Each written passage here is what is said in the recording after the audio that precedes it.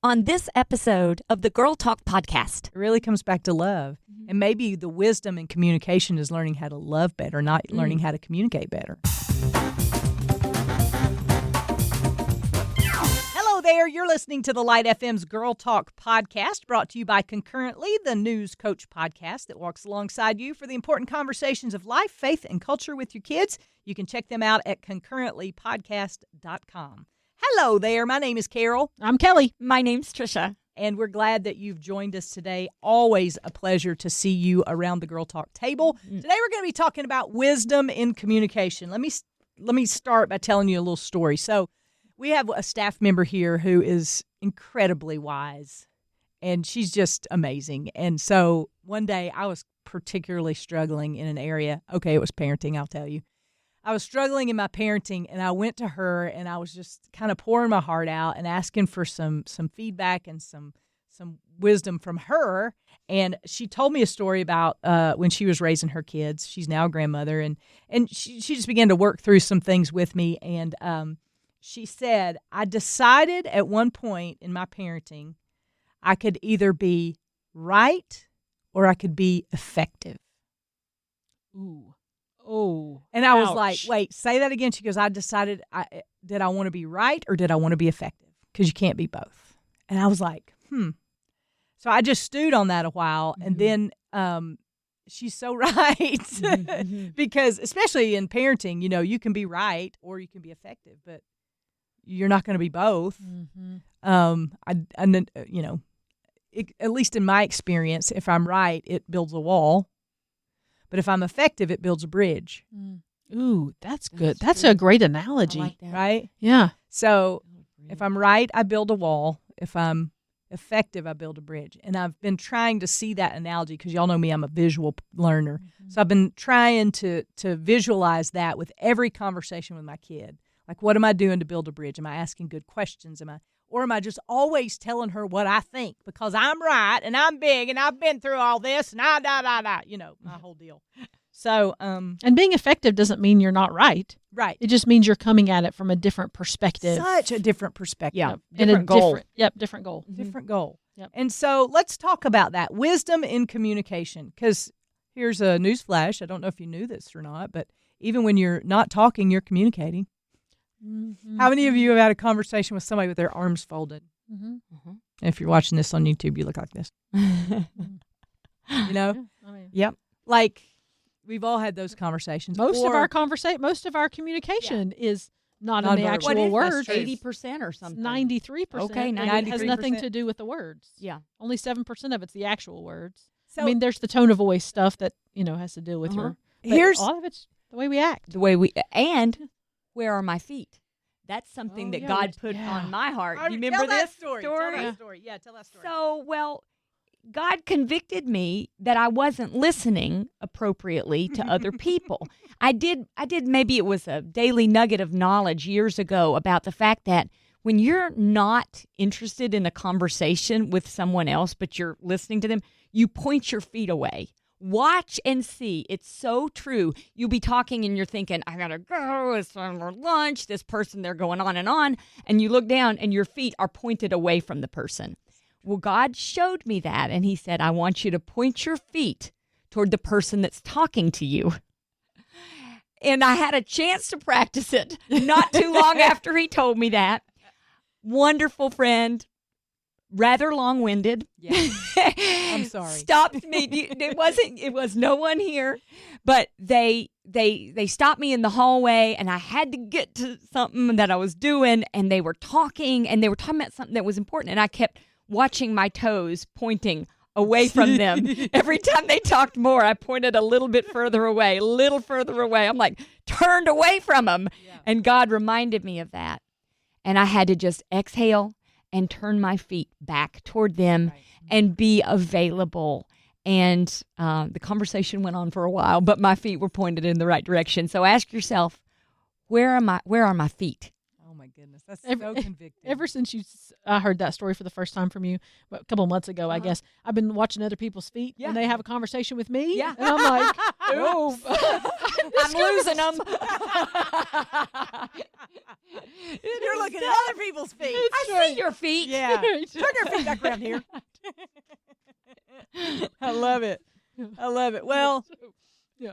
communication is hard. You know, with you sharing that statistic of 93% of communication is nonverbal, you think that's the reason we have so much trouble via text Yes. and social media and email? Oh, yeah. I've Because gotten myself in trouble with that you so don't know, many times. like, don't type in all caps.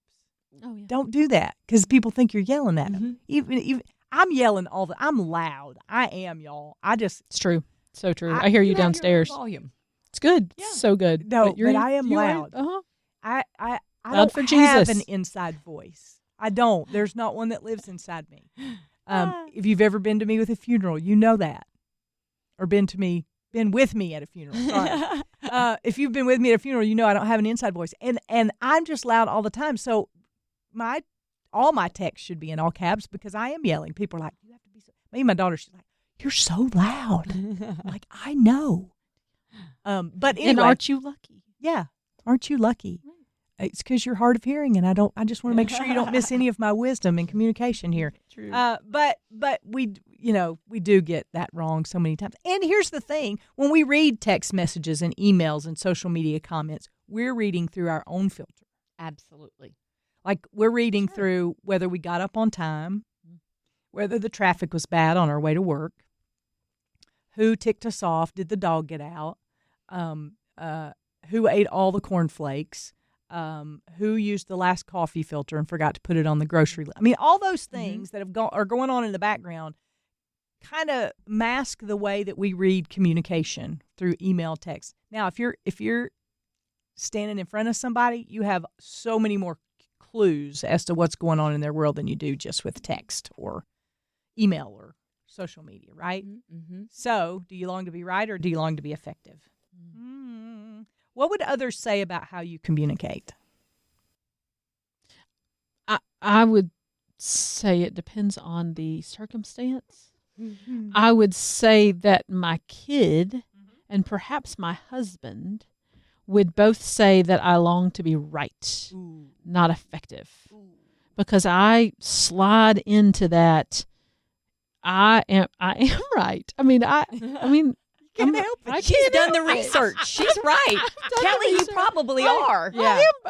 You But are. that's not being effective. Right. It is not building that bridge. Yeah. So I think the closer you are to me, the more likely I am to slip into that being right versus being effective. Yeah. And I have more grace for Yeah. the people that don't live in my house than, and that's not fair. That is not fair to them. I need to have a lot more grace for them. But I think that's the truth of us all. But the funny part is she probably has done the research and she has a spreadsheet about it. Yeah. She can tell We you. all know that. perhaps.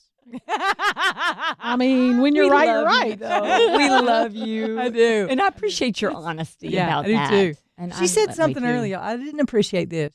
I said something and she goes, "Well, that happens to old people." Oh, I said, "Kelly, you just called me old." And she was never that right denied. or effective? Well, it was effective. It effectively got you It mad. effectively got me aggravated with her. So no, I'm just I kidding. can say that because I'm younger. Yes. Oh, Than the Not by both much. of you. Oh, Not that's by true. much. I'm the oldest one. How did we get here? Yes. What is this? I'm Effective pointing my feet away communication. from you all. Okay. Right or effective? My struggle is I assume people understand. And I just make that assumption too many times. And I think it's because I'm here on the radio and I spend whatever amount of hours trying to communicate, and then I'm done. I go home and I'm like, I guess you guys, I'm tired, and I just sort of assume people understand. And I'm short with my family, and I'm short with some of the people who love me the most. I assume they'll understand. And I'm a terrible texter. I am a terrible texter. I assume that you know what I'm trying to communicate, and I will send 2 or 3 words thinking that you understand what I mean, and then 9 times out of 10, people don't. So I really struggle with communicating through text and emails. And it bothers me, and I get off track. So I don't know. I need to be better at communicating. I need to take more time. I need to think about the other person and not make those assumptions. So I don't know if I'm right or effective or just plain. You need to learn how to well. use emojis. Emojis can be They very help. mysterious. Do you know the one with the big eyeballs? Someone texted me that yesterday, and I said, well, what does that mean? I literally wrote him. I said, is that good? Was it shocking or scary? I don't know what the big eyeballs mean. I forget what she said, but she emojied me with those big eyeballs. Yeah. I see you. Yeah. Yeah. All of those do have like very nuanced meanings for some people. And depending on your age too. My teenager has a whole totally different idea of what some emojis mean and what I think they mean, which is also true with text messaging. Yeah. I make up my own text acronyms. Yeah. And she's like, what does that even mean? I'm like, you don't know what BAG means? And she's like, no, that's not a thing, Mom. I'm like, it is for me. She goes, well, what does it mean? I said, busting a gut. I like it. BAG, busting a gut. Yeah, Busted well, a like gut. you It said, ought to be. we need to understand Yes. and not make assumptions Yes. about what people are reading in our texts or Or- our emojis. Wait Yes. a minute, though. I think you bring out something very important. That's not your communication style. And so that's okay. So maybe you need to make a phone call or have a conversation in person. Be aware of it, you're yeah. saying. Yeah, I'm that saying makes that's sense. a good thing that you're aware of it and you can say, what you need to say or say, let's talk about this later Yeah. or communicate in a way that provides That's that true. That's opportunity. well, accurate. And let's talk about the percentages again. So if 93% of our communication is the non-word stuff, best type of communication you can ever have is face-to-face with someone. Right. Because you see their body language, you hear their tone of voice, and you have the words. Mm-hmm. Second best is picking up the phone and having a phone call with someone because you get to hear the tone of voice Mm-hmm. and have the words. You can't see the body language, but it's much better than just the text or the email because all you're left with is that 7% of a communication that is the actual word. So Right. best thing we can do is actually go and see somebody, make eyeballs, Eyeballs. put up, I Give see them you. your big That's- eyeballs. the big eyeballs. So this just hit me. So, okay, think about a sentence with 10 words in it. Okay? I mean, it Do doesn't I need to make any- one up? No, you don't. I can do I'm just all saying, things I'm just through saying, Christ who strengthens I'm me. just I did saying. it. No, I'm just saying. What if you left? If a sentence had 10 words in it and you left 97% of those words out? Oh, wow. Just another way of thinking. about Wow. it. Right. What a interesting image. That's true. Like you would have no clue what Uh-uh, that meant, and I think that's what we do on a daily basis with texts and that type of communication. We're using all that, or 93%. I think I said 97. But same Right. idea. Yeah. Because you would only have like part of one word. Right. Yeah, which doesn't make any sense whatsoever. Right. Yeah. It takes that entire communication to be able to understand something. Yes, that's what I'm trying to get I at. love it. What a great That's what a great reminder. illustration. I love that. I love that. Thank But you. I've got to go back to the reason that I want to be better at communicating is because I want to be loving. I do want to be clear, but if I really care about the person that I'm trying to talk to or communicate with, then I'm going to do a better job trying to do it. Yeah. That's the whole reason. That's the bridge. Yeah, that's the bridge. Yeah. Yeah, and I think that we don't really think about it in those terms No, I haven't. because most of my communication is either so I can make a point or I can be right or I can get them to see my way of thinking. And that's a wall. That's not a bridge. So what I have to reconsider is whether it comes back to love. It really comes back to love. Mhm. And maybe the wisdom in communication is learning how to love better, not learning how to communicate better. Boy, that'll help you do communication skills because you're trying to love better. Mm-hmm. That makes so much sense to me, and it feels so much better. Right. And doesn't the Bible say they will know we are Christians By our love? communication. Yeah. No, it's And- love. And do everything in love. Yep. Yeah. That includes texting okay, well. so all these things are coming into my mind right now. 99% of the interactions I've had with people about sharing Christ, I just wanted them to accept Christ, right? Oh yeah. But I didn't really love them. Ooh. So it's my That's fault, convicting. not theirs. Right. And when you think of it as how can I love this person better, then you get to know them and you see ways that, because I'm a firm believer that if you listen to somebody long enough, they will tell you their need Absolutely. because nobody listens anymore. That's how we can be different. Mm. Christians, to really love and listen Mhm. and understand first before we try to, blast them with Bible verses. Mhm. Because so much of my witnessing experience and sharing Christ with other people was just wanting them to get to the end result. Mhm. I just want you to pray a prayer so I can check a box and say I shared my faith. I mean, if I'm honest, and every program that I've been through when I was younger, that was the end goal. Mm-hmm. So we could put it up on the little wooden board on the side of the sanctuary on Sunday morning that we reached this many people. But do we love them? That's a whole different story. And so maybe the wisdom in communicating is love. Maybe that's the heart of communication. Then I think about Jesus, and how did he love people? He told stories. Mm-hmm. Like, he laid the perfect groundwork for us and said, I'm going to tell you a story about something. Mm-hmm. And then he told a story to explain biblical principles, stories that the people there could understand, stuff from their lives. Mm-hmm. Yeah. Stories they could retell. And he called us to do the same thing. Yeah. It's not that hard. It's not as hard as we make it. Mm-hmm.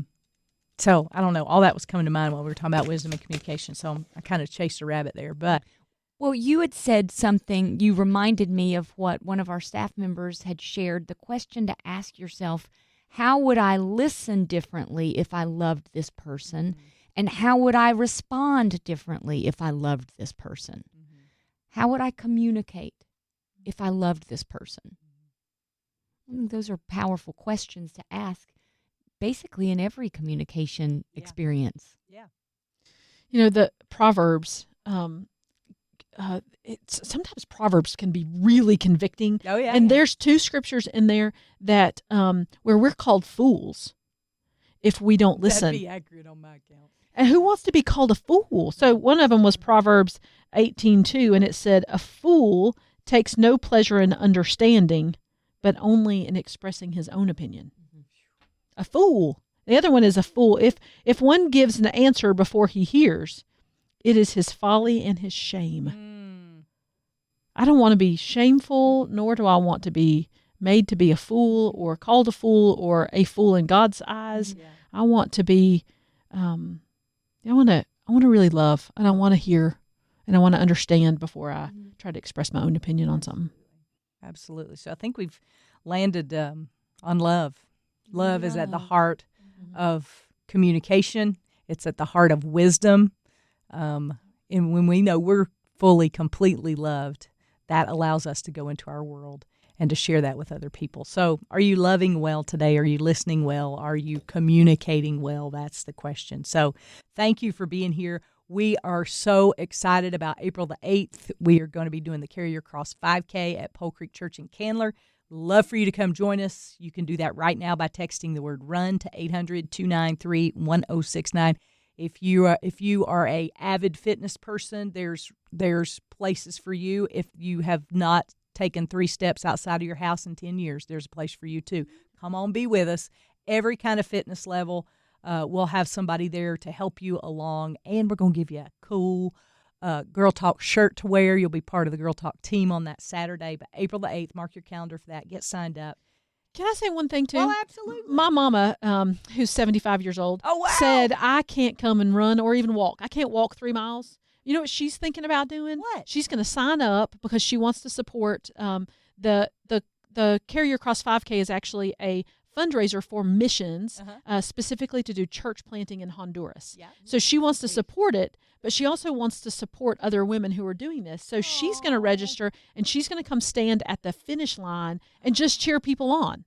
So maybe running's not even your thing, walking's not your thing. You can't actually do 3 miles. That's okay too. We've got a place for you. You can come and just be at the finish line and cheer people on. You have to register to get all the T-shirts and all that fun stuff as well, but we'd love to have you just cheering other people on as they come across the finish line. What a great idea. There's a place for you. Absolutely. Inspired by my mama. This is a community, and that's just precious. Yeah. Thank you for sharing Isn't that. she's just precious. She is precious. I love her so much. And you get to hug her. Can everybody hug her when we cross the finish line? Yeah, Okay. sure. I mean, Be she's okay with little, so you don't you hug won't too hurt hard. her. What do you Squeeze say? her lightly. Don't hit her in the head with your don't hit her in the head with your 2x4 as you're carrying your cross After you across the put finish your line. cross down, you can hug KB. Okay, well, join Gently. us for that. April Join us. 8th. Yes. April 8th. We love you. We can't wait to see you.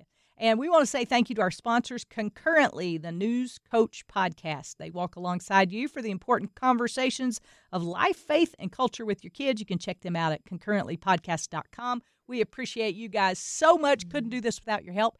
And we'll see you next time we gather around these microphones for the next Girl Talk podcast.